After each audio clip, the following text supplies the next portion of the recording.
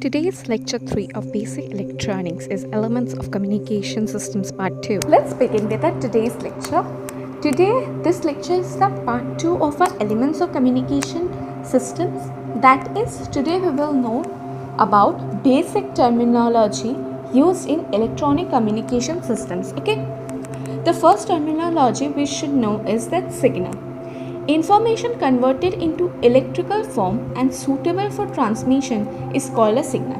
Basically, see, the information we provide is the convenience of the sender, right?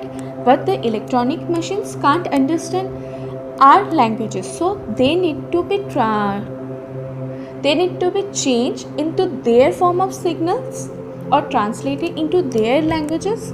So we need that signal. So any conversion of electrical form, so it would be suitable for transmission, is called a signal. Okay, signal can be analog or digital. We know about analog and digital signals, right? Analog signals are the continuous variation of voltage or current. Basically, analog signals are the voltage or current variation, but digital signals are those which can take only discrete stepwise values. Digital signals, we know that 0 and 1, right, which we basically use in a digital watch, we see in a digital watch. An analog signal is a clock which also includes the seconds, right? Now we will know about the transducer. Any device or arrangement that converts one form of energy into another is called a transducer. Signal was the conversion information, right? But transducer converts the energy into another form. Let's see the example. A microphone converts speech signals into electrical signals. Microphone, what does it do? Whenever we speak in the microphone, we give the audio, but it changes to the electronic signal, and then all the audience or the spectators can hear, right? Similarly, a piezoelectrical sensor converts pressure variations into electrical signals. Piezoelectrical sensor basically converts variations of pressure, right, into basically all the conversion will be from a point or a changes which need to be done into an electrical signals. Okay, an electrical transducer may be defined as a device that converts some physical variable, that is pressure, displacement, force. I told any point or any physical variable, that is pressure, displacement, force, etc., into the corresponding variations in the electrical signal. This states that anything like all physical variables like pressure, displacement, force have to be converted into electrical signal for the transmission. Let's go ahead to the next basic terminologies. The third terminology is the noise. We see this noise in the channel, right? If it refers to the unwanted signals that tend to disturb the transmission and processing of message signals in a communication system. The source generating the noise may be located inside or outside the system. We saw in the block diagram that noise was there in the block diagram above the channel. I told that all the disruption or the disturbance caused by this are during the transmission process of the message signals. Okay. And this can be located anywhere. It can be inside also, or it can be outside the system. Now we will see the fourth, that is transmitter. A transmitter is an arrangement that converts the message signal to a form suitable for transmission and then transmit it through some suitable communication channel. Signal is the information converted into electrical form and suitable for transmission.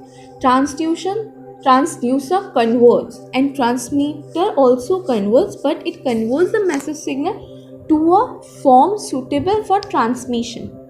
So don't get confused. Read or see it properly so you get the difference. Receiver. A receiver extracts the desired message signals from the received signals at the channel output. What does the receiver actually do? the information provided by the sender, and the receiver just receives that information from all the part it have just covered. Okay. Now next, sorry, I should repeat it. You couldn't see. So receiver. A receiver extracts the desired message signals from the received signals at the channel output. Right. What I said, that information provided by the informer crosses all the paths like transmitter, channel and all, but at last it have to be received by the receiver, which is the desired channel output. Okay. And next terminology is attenuation. It refers to the loss of strength of a signal during its propagation through the communication channel. Basically, attenuation is the loss of strength. Sometimes it says low signal, so it's the signal which have a low strength. So this is what is attenuation is. Now next is an amplification. It is the process by which amplitude of a signal is increased using an electronic circuit called the amplifier. Basically, amplification is that we increase the signal amplification. Okay. And it is done by amplifier. It is necessary to compensate for the attenuation in the communication system. So it is basically attenuation have a low signal. So however we have to overcome it. So we need this compensation. So we apply amplification. It can be done anywhere between the transmitter and the receiver when signal strength becomes weaker. It can be done anywhere. That is, we saw the block diagram. So it can be done between transmitter and the receiver, but it will be done when the signal strength is weaker. Then weaker when the strength is obtained from a DC power source. Okay. Whenever it will be obtained from a DC power source, it will be weaker. So at that point we need to do this. Okay. Now the eighth terminology is range. Range, we always heard about range. Take a small example, hotspot. Hotspot is used by most of us now. Please give some hotspot. We need internet from our friends, right? So we have to be within the range of a friend to get the internet from him, or the network from him, or net from him, whatever. Okay. So it is the largest distance between a source and a destination. It is the largest distance, that is the distance will be large between the source and the destination up to which the signal is received with sufficient strength. It have to reach with the sufficient strength, that is it must have a medium signal. Okay. Second last point is the bandwidth. Bandwidth refers usually to the range of frequencies. Bandwidth is basically frequencies ranges, okay, over which the communication system works.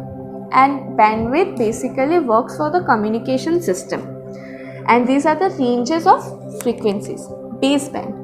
The last point is the baseband. Band of frequencies representing the original signal. Original signal will be also have some frequencies, right? So these are represented by baseband. Signal delivered by source of information is called baseband. Okay, so we come to the end of our lecture, that is the elements of communication system. I hope you all understood, and thank you.